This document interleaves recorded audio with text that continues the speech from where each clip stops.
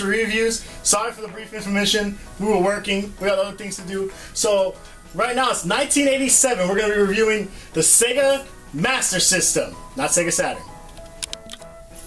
Alright everybody, yeah, after we've been away for a little while, got real busy with work and stuff like that, this is our first video in quite some time. Today we just wanted to go out with, start with on a good note. Lately we've been spending a lot of time with the Sega systems, and why not start with the first one that really caught fire here in the United States.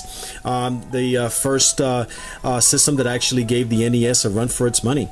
It's the Sega Master System, released first in 1985 in Japan under the name SG-3000, I believe it was, or SG-3.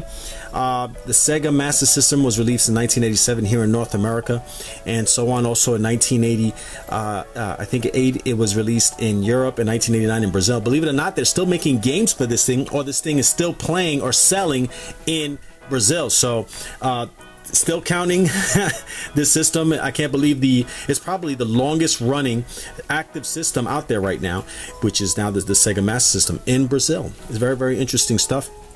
We're going to do a quick description here. After this, we're going to show some gameplay of some of the more famous games for the Sega Master System.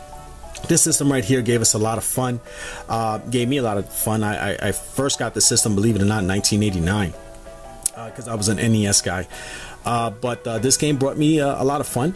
The game that actually really got to me initially was Rampage, when I first saw Rampage in the arcade. Well, here's the Sega Master System, and when it came home on the arcade, when it came home for the home system, Rampage was the main reason I got the Sega Master System. And then the other games came after that, as far as Altered Beast and Shinobi and such. But this is the actual system itself. It's pretty long. It's about a foot, maybe more than a foot. Looks like almost 18 inches. It's pretty long.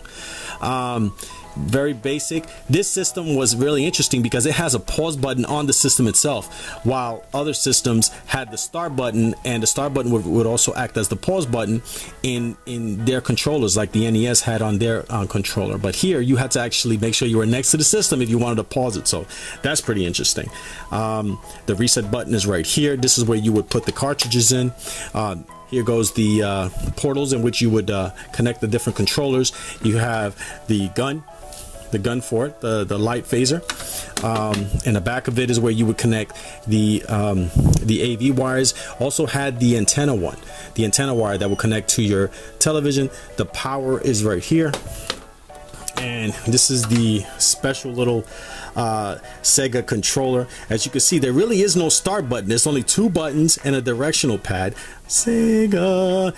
And this would act as to start the game, but you can't pause it with this. So it's only two buttons, and the one button also would work as the start button for the game. So it is what it is. Also interesting is the Sega Master System also had card-based games. Now the cartridges would hold more memories and things like that, but it was interesting to have this system in which it had cards. The cards were a little cheaper than the cartridges themselves, but they make quite a few of them. It was pretty cool. But this is the Sega Master System, released in 1987 here in North America, and it's the first real rival for the NES. So right now we're going to go ahead and show some gameplay and hope you guys enjoy. Thanks for watching, guys.